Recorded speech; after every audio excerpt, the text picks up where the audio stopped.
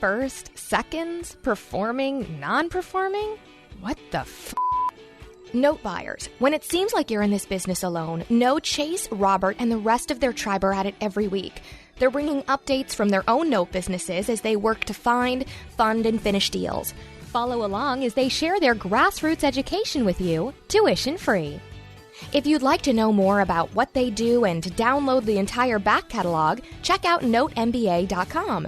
Now, here are your hosts, Chase Thompson and Robert Woods. It is. So apologies if I sound a little tired. I am on a coast that I'm not familiar with. I'm out in Anaheim. And yeah, so I just want to start the show off with that. It's I don't know if I travel well. You know, currently the show has been based off the premise that you travel, Robbie. And today it wasn't the case.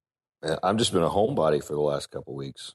Yeah, and I feel like I don't quite have the rhythm down to be able to travel and produce at a high level before, I've had like 17 cups of coffee. Well, if it makes you feel better to parallel, though I'm here, it's the 15th of January today, right? Yep. I'm still living out of a backpack in a suitcase. I don't know why that would make me feel better, but it kind of does. So so let's get started. So we wanted to cover kind of a myriad of topics today. Let's dive in. Well, yeah. So I think one of the funny things that we've talked about is like you and I, as it pertains to this, which I think it kind of pertains to everybody's note business, is what market are you and I trying to serve with the podcast? And we decided it's kind of like a hybrid of like, we want to teach people stuff, but we don't want to be educators. And we don't want to teach brand new people how to start from scratch, but we also, can't ask somebody for $1 million for one investment. Well, I guess we could, right? Nothing's stopping us. No. Well, I think the bigger picture is, we have the quick start guide that'll be coming out. We'll let everybody know when that's ready. But aside from that, I think what you're really saying is we have no intention of becoming the guru type person. Would that be an accurate statement? Correct. And it's, I think, we already have one for us, if that makes sense. We've got a great mentor and teacher. And it's not in my wheelhouse. I love helping, but it's not for me. I like dealing with the actual pieces of paper as opposed to the people, maybe. Sure. No, I understand. And so when it comes to, serving through the show, serving through the podcast, serving through the things that we do, I would say we're here to educate, maybe take the, already decently experienced or well-experienced or what have you, traditional real estate investor who's been thinking about notes, give them, say, a few tools that'll allow them to move forward. And then for people that have no desire maybe to get into the business at all, but listen to us, understand the business more, and are more comfortable now as using it, say, as an investment tool, because now they understand it more. And they, they've got a rich uncle that they want to throw our way. That would be great. But aside from that, I think that's the market, the market that we serve with the show and our efforts and what it is that we do.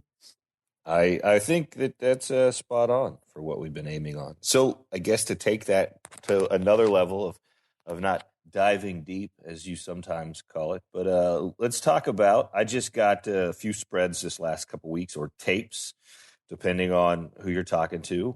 Define what that is for the people, for the lovely listener that's never heard of that before. For the lovely listener. So you have our various banks and hedge funds and private equity groups, and sometimes the individual seller who has a tape, as we refer to it, which is usually just an Excel spreadsheet or an Excel spreadsheet uploaded to like Dropbox. So there's a central place, and it's all the data points you need to begin evaluating and doing due diligence on the purchase of a new note.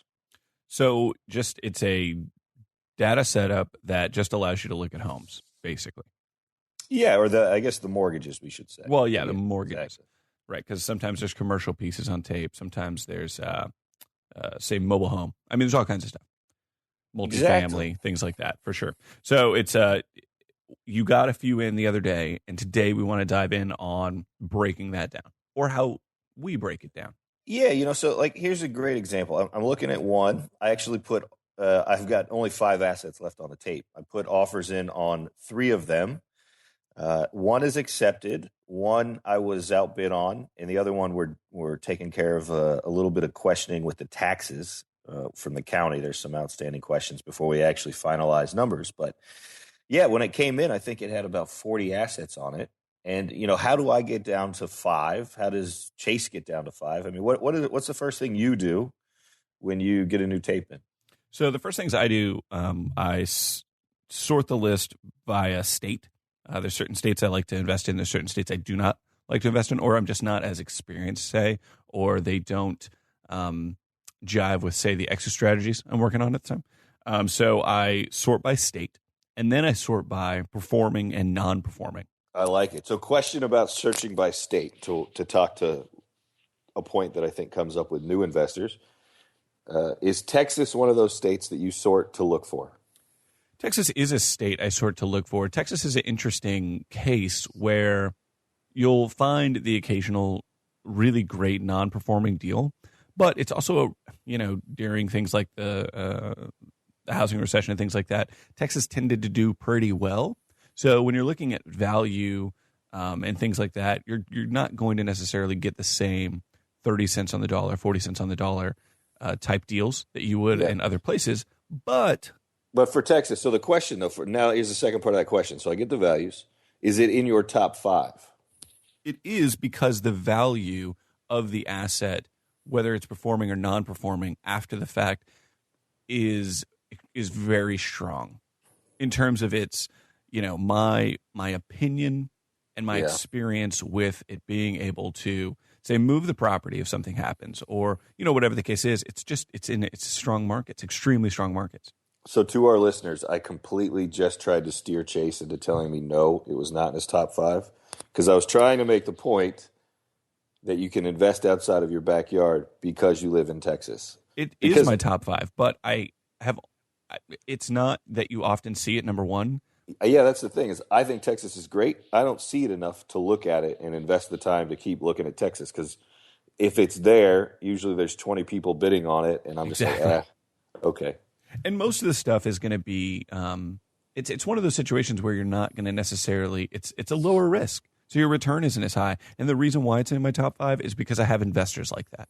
Mm-hmm. If I didn't necessarily have investors that were, that say wanted to hit a few more triples, maybe a couple more home runs or something like that, they're totally comfortable knocking a few singles in, knocking a double in. And so Texas is the state for me for that, because it is my backyard. However, my very first note was purchased out of Ohio, a state I've never even stepped foot in. I've never flown over. I have no idea what it looks like other than looking at a map. So yes, to your point of investing out of your own backyard, that I literally invested in a home on a street I've never seen, in a state I've never even, flown over. Okay, so you break down the tape. You've got state, in your opinion, and then you said non-performing, performing. I personally right now stay away from performing, just because that's not the returns or the investment strategy I have. I know you had the notes that you'd purchased. They were reperforming, correct? Yeah, and I would. Yes, they were reperforming. For me, and I don't know if you differ on necessarily the definitions, and I'm sure there's nuance to it and everything, but typically what I see is on a tape, you're going to see non-performing, subperforming, and performing. I don't ever really see re-performing on a tape. I would assume that if it's on a tape and it says performing, at some point somebody already worked a portion of it out. Or it was somebody made paper in a more traditional real estate investing strategy, if that makes any sense. Are you looking at all? Because I personally don't look at call it performing, reperforming. I don't look at that segment. I look at it for 2 reasons. One, I have an investor that's interested in them, so I look at them, but you're going to get a more consistent return, a quicker return, all these other things, but you lose out on the upfront pop of, say, a reinstatement fee. You miss out on, hardest hit. You miss out on a lot of big upside dollars for that, quote unquote guaranteed return, or what is currently being returned on it. You know what I mean? Okay. And then number two, I know other note investors that are interested in those. So, there's an opportunity there to just kind of continue to grow relationships by saying, hey, flip found the this deal. Flip the deal to somebody else. Exactly. But those are also kind of skinny as well. So there's not a ton to be done there. But it's, it's still a decent way to kind of do some business if you need to. So what else are you looking at? I'm just looking at this spread. I've got 3 of them open right now that I've had over the last week, and replaying in my mind what it is that I do when I get one of these tapes in. And sometimes actually I guess it really depends on who sent me the tape. Well, is that part of the conversation we're going to be having? Yeah, I mean, that's definitely, I think, an appropriate part of the conversation. I mean, I get some interesting tapes, and then I've got one that, I'm looking at one right now where I've got inside of my spread, I've got links to Zillow. I've got Zillow values, which is good for my due diligence. They've got a BPO and Dropbox that they've already paid for, and they've got O&E links. So the ownership and encumbrances reports. And those are already provided. Now, are they new? Do I have to trust those? Should I get new ones? Yes. But they're there for at least while I'm first negotiating and looking to do due diligence to establish a pricing point for myself. And so that's always helpful. And most tapes are not that helpful. No. No. Well, they're not always. If I can tell you there are different people I buy from. There are some groups that I buy from that it's a little tedious to finish a deal with them. Or maybe I should say it's just not as easy as other people make it. But I've also found in those instances, I'm paying significantly less as a percentage of value or UPB because usually their data is not as organized.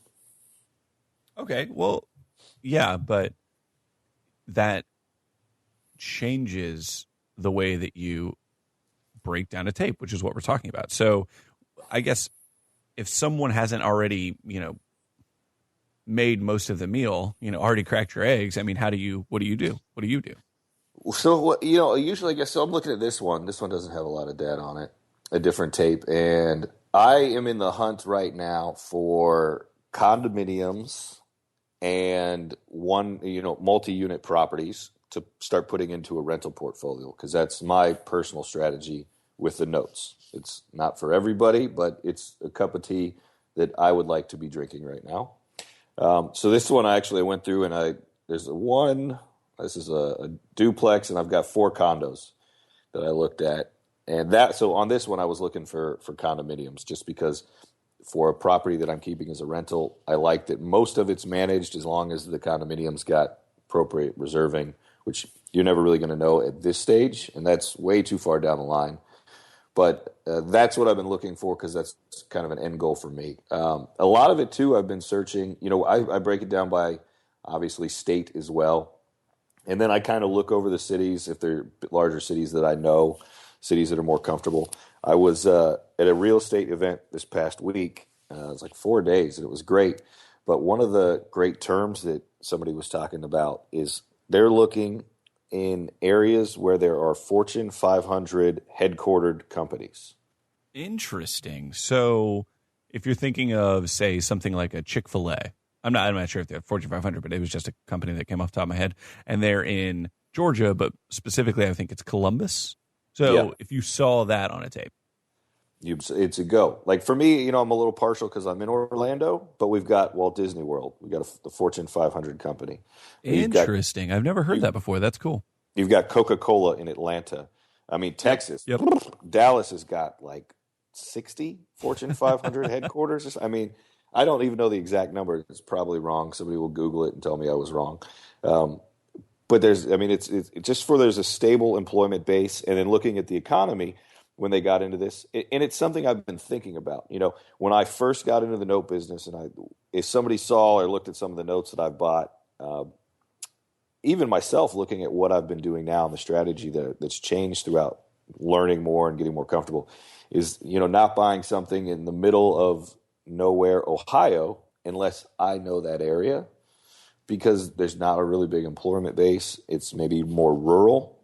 and it doesn't pertain to my long-term strategy of having stable rentals. Well, I mean, obviously learning is always a good thing to do. Evaluating what you've been doing, obviously great as well. And I would totally agree. I think that might be something that some of us do internally. If you're looking at a tape and you break it down and then you see that you've got, let's say, 7 Georgia assets, and we have a really great contact that is a friend of ours out of Atlanta, I would probably look at the Atlanta ones first and just get my bearings on it. And if I saw one that was even of any intrigue, I'd probably shoot off a message and be like, hey, looking at this potential asset in Georgia, when you got a sec, give me 2 cents or whatever. So using your network, which we've talked about before, and then also, like you're saying, using just general logic of what you feel the economy can provide, say, to, like you're looking at condominiums. So that's a very specific, type of real estate transaction. And looking at things like that, I think, is a good call. Yeah, so it's interesting. And then from there, I know I'm looking at value price points. I got a tape in. One of the tapes I got in last week is from a great guy. I love buying from him. But what I got a kick out of is there's a property in Cocoa, Florida on this tape that I've seen, and I wouldn't pay $4,000 for the note. It's about ready to go to auction, and I think they had a value on it of like $40,000. And I'm just like, But that asset is on the exact same tape that contains 3 multi-million-dollar REO properties. That's a lot like that street in Everybody's City where if you're driving down the street and then you go through a cross section and the neighborhood just changes. It goes downhill fast. Well, but you find that on a tape, right? I mean, they get these assets. These hedge funds and companies just get these assets, and you're looking at properties, and all of a sudden you just find either a gem or what we will call the opposite of a gem. Yeah. Well, my high-level point of view on it is, hell, you never know. And if I'm putting this tape together from the perspective of a fund, well, why not send it out? You never know what somebody's going to look at. But for me, when I get it in, I'm just like, I don't have investors that have, $2 million to chunk down on this amazingly beautiful 6,000 square foot house in Miami on the water. But at the same time, they're sending these things out to so many people. I get it. So the next thing I kind of segment down is looking at BPOs if it's provided, see if they've got a broker's price opinion or if they've got the fund. Some funds will give you what their market value is, and it's going to be different than what's on the broker's price opinion that they actually had done. It may be lower in a lot of cases. I mean, I find a lot of cases that they're using a middle to low end pricing of a BPO. They don't use the high end, but that helps me establish in a range of where I think purchase point is appropriate for myself and my investors. Things change because you were talking about a deal where you're working out with the fund about, say, taxes. So real life example, you find, say, something that you would make a $20,000 bid on. Let's say you're like, this asset, I'm going to do a purchase price of $20,000. Through additional due diligence, you find out they've got, let's say, $4,000, $5,000 in back taxes or something like that, yeah. $3,000. You adjust your bid. Oh yeah, 100%. And how often? What is the kickback ratio? What's the balk ratio from a fund when you do that? I think it really depends a lot of time on what the individual fund is. It's kind of hard to say, and it's not skirting the answer. There are times where guys have 2 or 3 assets from one pool or one something, and you don't know the buying circumstances behind that, so they'll move it. And I've got other people that I've been like, hey, this is crazy, and I still have seen that asset, and I know the individual owns it, but I've still seen the asset 6 months later, and they won't sell it, but they're not working it. So I don't understand from that strategy, but a lot of it too comes down to your relationship with the seller. I personally know that there will be instances where I will lightly overpay for an asset because for me, when I'm looking at stuff, I know I've got a price point. I've evaluated it for what I want. And when I'm talking to the trade desk or who's ever running stuff as an asset manager for the fund, I'll be like, hey, man, here's my number. Or give me a number. Just give me a number. If it's good for me, I'll take it. I don't want to have this back and forth of like bid, not bid, bid, not bid. Just give me the number you want for it, and let's kind of like a reserve price or your buy it now. If it was like an auction, if somebody was like, hey, here's my buy it now price. Yeah, but But that still obviously has to be good for you, good for your JV if you're JVing or whatever the case is. I know you're obviously making smart moves. Are you finding that is that just sounds like a relationship building strategy. Or you've already built that relationship, correct? With a couple funds I have. And, there's another fund that I buy from that, you can't get a phone call back. They still have assets. They still sell stuff. I'll still buy from them. But it comes down to... No offense. Is that your size that you're not getting the phone call back? I think you could say yes, but I would say no because I believe I'm not the only one that's having that problem in the marketplace. Mm-hmm. And I've bought, a good 7-8 assets from that guy last year, and it's okay. I've just changed my approach to doing business with them, and it's like anything else. That's kind of an interesting way of looking at it. It's almost like if you're thinking of from a traditional real estate, if you're doing wholesaling or fix and flip or rehab, what's the equivalent, right? Like, what's the equivalent of there being so many places, say, to find assets? Is there an equivalent? Is it like having a bad, contractor for your tape and float guy or something? What's the equivalent there? It's maybe this is a bad analogy, but think of it like gasoline. If I've got extra money in my account, or if I have extra JV money, which is like, think of that as money in my pocket, and I'm like, hey, I need to go buy some gasoline with this. I pull into a gas station and no one comes out or no one's there and I can't get gas. Somebody else has gas, and it may not be Chevron, but I can go to Shell and I can go get gas from Shell, and Shell will happily give me gas.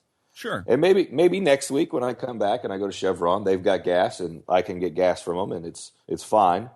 And I just kind of brush off the time before.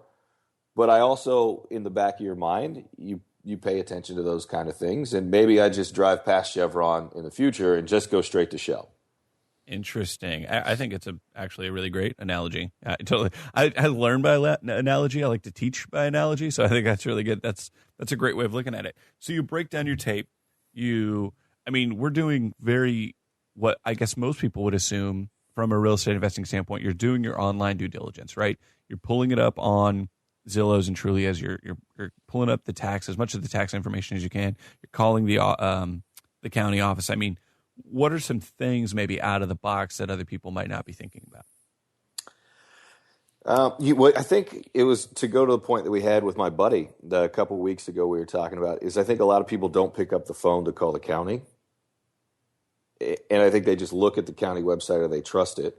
One of the things, too, is sometimes you get occupancy. I like to double-check the tax records to see if the statements for the tax records are actually getting mailed to the property.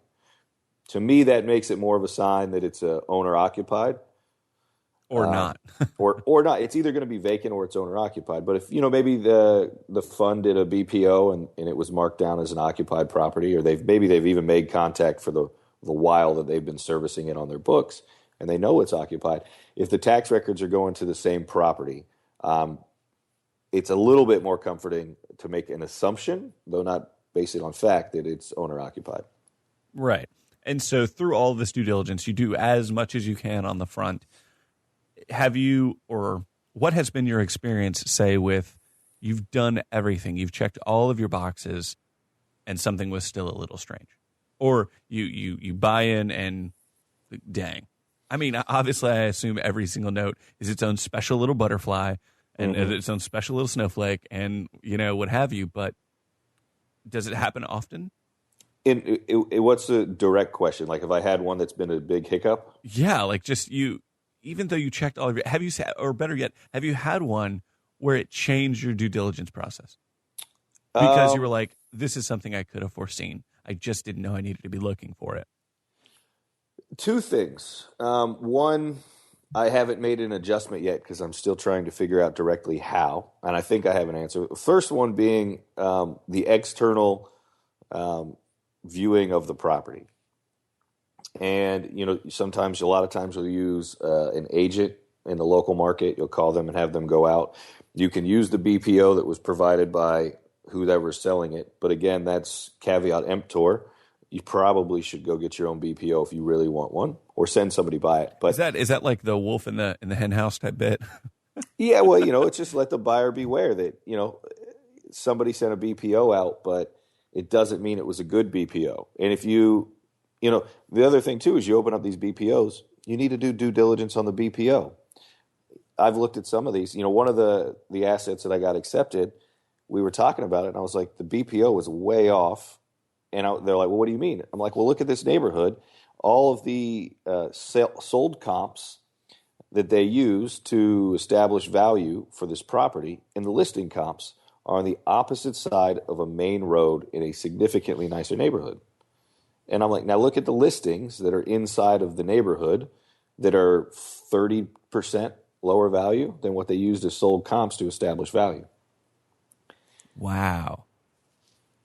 And I think that'll happen a lot if people don't take the time to actually read the BPO. I mean, you can get in there and look at numbers, but if you're not looking at it and you see these things or you see them enough, it's kind of like the joke everybody heard when they were growing up that somebody was from the other side of the tracks. Well, I mean, if you've got an aerial view of the subject property with the listings and solds that they're using for comps, you should be able to see if something's on the other side of the tracks. You're on the other side of a main highway. It looks like you're on the other side of a main road.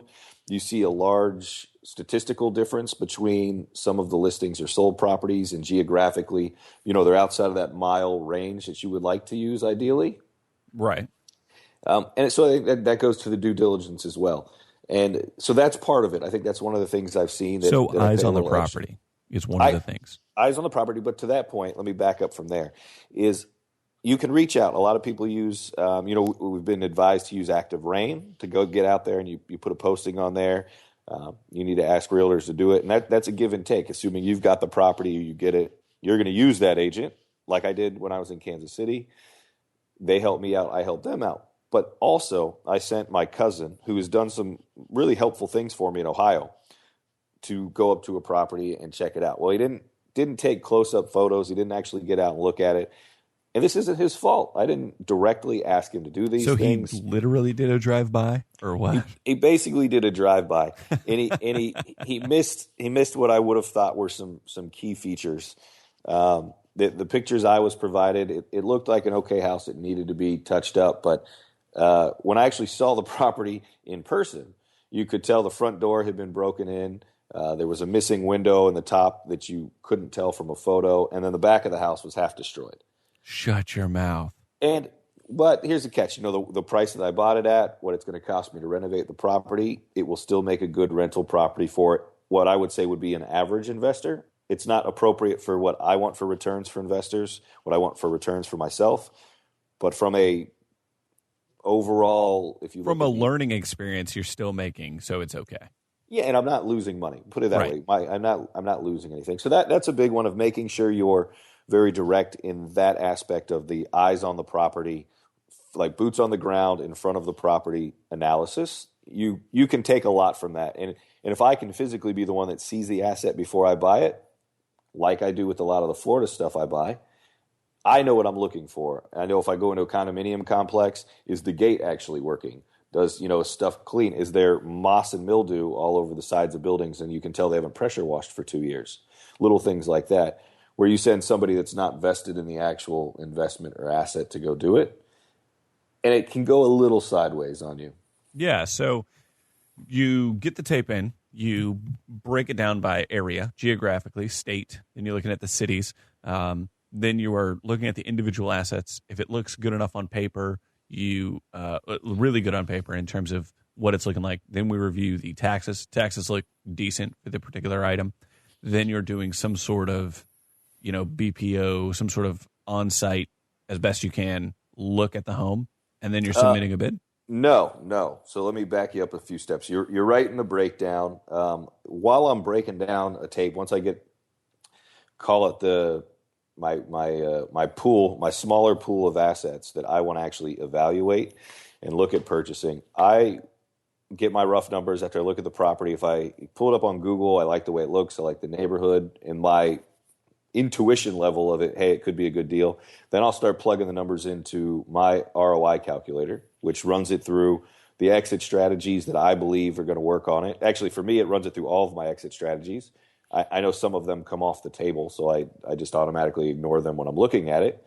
And then I look in there to make sure it hits what the returns are for Real either. quick, because some people don't know that, and I don't know if we've necessarily discussed it point blank on a show, but stop you right there. What are all of the potential exit strategies that you would evaluate? Well, because for people that are fixer flipping is the exit strategy, or buy and hold is the exit strategy. Well, and it's actually kind of good that you said that, because that's the flip thing is one of the strategies I don't ever look at my notes for, but I have to tell myself it's back there. Well, I mean, you can acquire one of these notes and you can wholesale it to another buyer. That happens. There's a lot of people that do that. I think a lot of people do that. It's kind of like the wholesaling for real estate. It's they don't actually have the funds behind them to close the deal or finish the deal and actually carry the note. So they're just trying to make a small percentage of margin, which is a great way to get started in the business. Very similar to wholesaling. But you lose out on a lot of the meat. There's a lot of meat left on the bone. So you can do that. You know, what I look at too is obviously I evaluate all my deals from a most expensive scenario first, which would be foreclosure. You know, you can go to Georgia and be done in under 70 days. You can go to Ohio and it can take you a year. You can go to New York, New Jersey, and it takes you 2-3 years. So I evaluate based on those kind of factors, knowing the foreclosure timelines. That's the first way I'm looking at it. You can look at it as getting somebody to remodify their loan, where I'm going to make a reduction in their principal if they make X amount of on-time payments. And then we can modify their loan down to an interest-only loan closer to market value and get them paying. And that deal we usually evaluate under the assumption they'll put a little bit of money down. We'll modify the principal that they owe. They'll make interest-only payments for 12 months. And then at the end of 12 months, we'll put them with a mortgage broker and get them refinanced, which what that does is we'll get the homeowner into a lower interest rate loan because there's some FHA programs that if they can make those 12 on-time payments. So that actually helps them out because that interest-only loan we structure for them will probably be at the lowest an 8% loan. So it definitely gives them motivation to refinance to get lower value. And then you're going to get recapitalized when you refinance. So all that cash will come back in based on what you modified the loan down to, which would normally be somewhere around market value. And if you sell that loan for 90 cents on the dollar of that market value, while it's still performing, you're getting out quicker. You keep them for the 12 months, you hold on to it, get them to do an FHA refinance, you get that extra little 10% pop when you cash them out. You can do a deed in lieu, which is getting the individual to deed the property over to you, and you're basically going to forgive all the debt. You're not going to go after them for deficiency.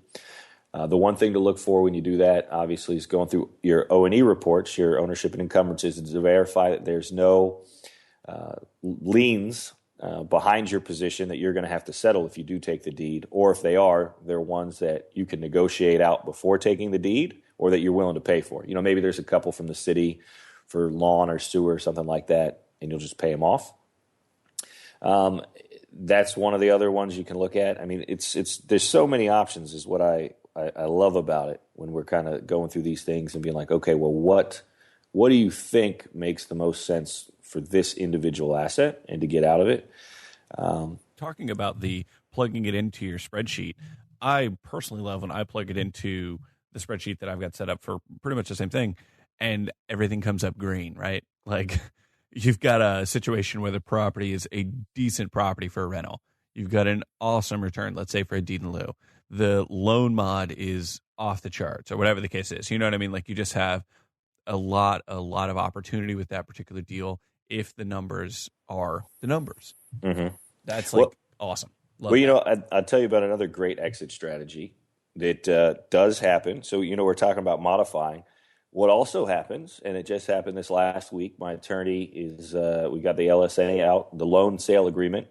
The property had been foreclosed on by an HOA, the asset that we have, and another individual in the building had acquired title to the property. So this is not the borrower, it's just the guy that holds title.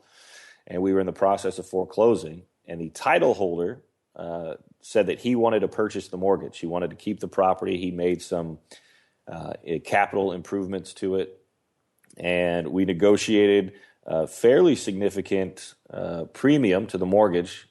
The outstanding debt I think the payoff on the loan is in the neighborhood of $28,000, and we had a little bit of legal fees, and we are getting a payoff from the title holder of $34,000. So that sounds, from just the tone of your voice, like a thoroughly unforeseen type deal. But you were able to adjust, midstream and still come out roses. Yeah. So it was great. We'd already started foreclosure, so that's how the title holder obviously knew, and there'd been some back and forth. But the great thing is, he has the cash, he wants to keep it, and you may come across a homeowner that has been saving that cash. That those payments that they haven't been making, instead of, buying a 60-inch TV or a new car, they actually saved them. And they say, hey, I could probably find some money. Can I pay this off? Can we negotiate it? Will you take a short pay? A short sale. Oh, that's another one we forgot to talk about. But in this instance, let me go back to this one. The great thing about it, so this guy's doing that. I'm not going to talk directly about where we acquired it at. If somebody wants to go back and do the numbers, they can. But the deal will have been finalized with less than a 6-month hold time. So my investor on it is getting a 32%. We got to run the exact numbers, and these are my low numbers right now, but she's getting a 32% return on her cash. And that will be a 64% annualized return on that one investment. That is fantastic. I think she was pretty happy. It was a little stressful. We thought we were going to get, countersued and have to take a foreclosure for, another 6 months. And, there was silver lining to this deal that we did not even see on the table. That's awesome. That's fantastic. So you plug in your numbers, and if everything, if you've got a strategy that looks like it's going to work for that property, potentially two, then you what? So for me, then I'm going to reach out to who's ever on the trade desk. It's the guy that owns the fund or the actual asset seller, and put my bid in. I'm going to submit my bid to them and have a conversation first. Ideally, and this doesn't always happen, you can get them on the telephone and they can pull the assets up that you're interested in right then and there. A lot of time, these guys are getting bids from all over the place. They've got pools of, hundreds or sometimes in some cases even 1,000 assets. So they're busy. They're looking at a lot of stuff. If you can get them on the phone, that's great. If you're sending them an email, throw your bids in there. They're going to review them and get back to you. Once that happens, once I have a confirmed price and we say, hey, we're ready to lock this down, then I'm going to do my due diligence and I'm going to ask for probably 3 days. That's what I'm going to double check everything on the ground, send somebody else out in person if I haven't already done that or seen it, and potentially order a new O&E report just to make sure that nothing got recorded behind title in the time that we had seen the O&E that maybe the seller provided and the time we're actually going to close the deal. And so to kind of slowly slow down or kind of in this conversation here, then you have either the negotiation, the back and forth, or if they say accepted and they move forward. For you, what has been let's say the past 2 months of, the entire time you've been doing this, is there something that, for those that are listening that are currently in the business, what is something that even in just a very short amount of time has been a really kind of eye-opening thing for you? Or do you have one? I think a lot of it is good communication and just an open relationship. If you can build a relationship with the people you're buying assets from, the great thing about this business, it's huge, but it's also so small that you can work with people that want to see you succeed. And you got to realize, maybe you're trying to knock $100 or $500 or $1,000 off of a deal. You're not taking money out of his wallet because these guys are still making money, and they want you to make money as much as you want them to make money. And you got to see it as a win-win. Oh, and so the reason I was asking that is because I thought you might go that direction. And I think a lot of people, at least the ones that I've talked with that are new, they have this opinion that if they do, let's say, that 3 days of due diligence after the fact, that if they have to come back and say, hey, look, things aren't what I thought they were, I'm not interested anymore, that all of a sudden, this person's going to be, butthurt and take them off a list or whatever. And I guess they might, depending on the person. But for the most part, it is what it is. They know you didn't go out and take out half the back of the house, or, you know what I mean? Or that, so what would you say to that? Because I know that there are people out there that are just kind of scared to to not go through with the deal if they find out additional information, which I think is crazy. No, but so there's two sides to that I'd like to say. One is you got to realize these tapes are probably going out to huge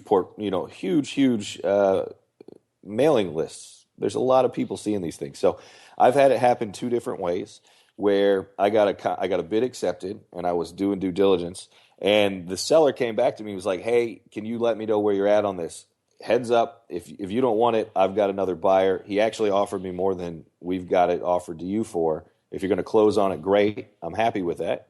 If not, let me know because he's offering me more money. I've also had deals where they're like, "Hey, I've got this with somebody, and I can't sell it to you, but I'll remember you if they back out of the deal." And that person will back out of the deal. They'll come back to me and be like, "Hey, you were $2,000 shy what he was at, but he doesn't want the deal. Do you want it?"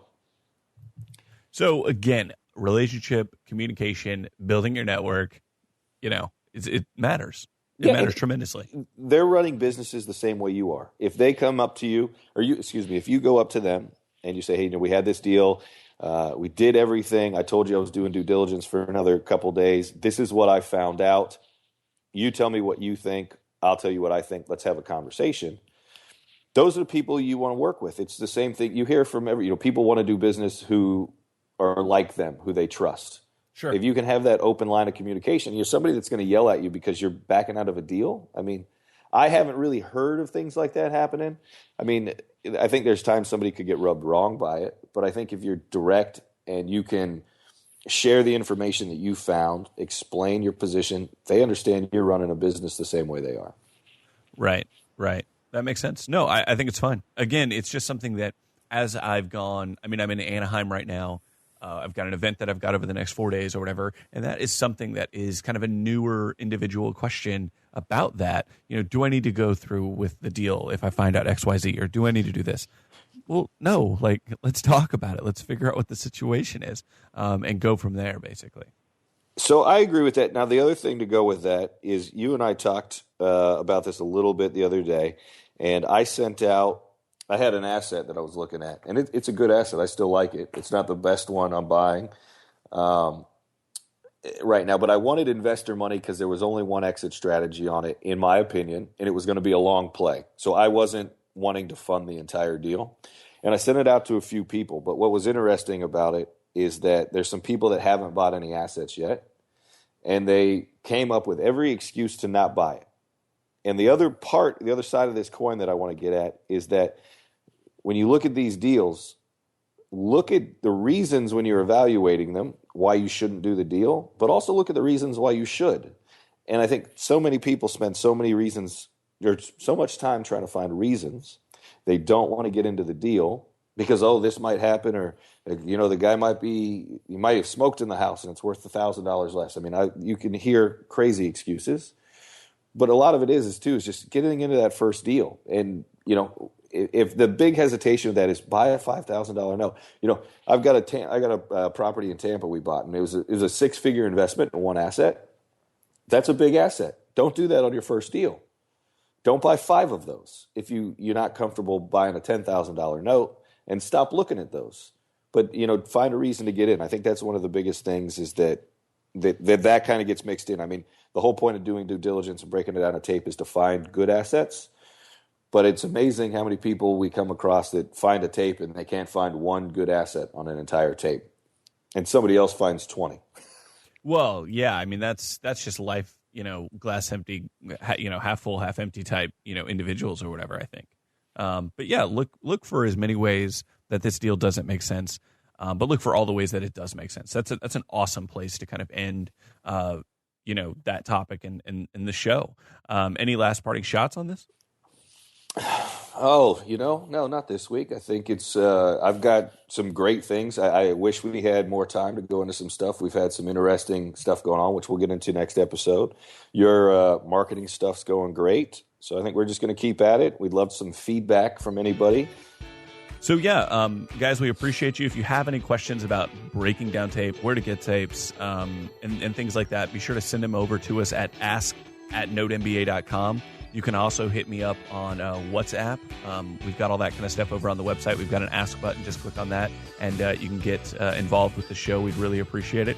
Also, head over to iTunes, subscribe, rate, and review the show. It is so important for us as a new show with so many other real estate shows kind of in iTunes that you jump over there, you subscribe, you rate, and you review the show. We appreciate everybody, and catch you next time, guys. Have a good one.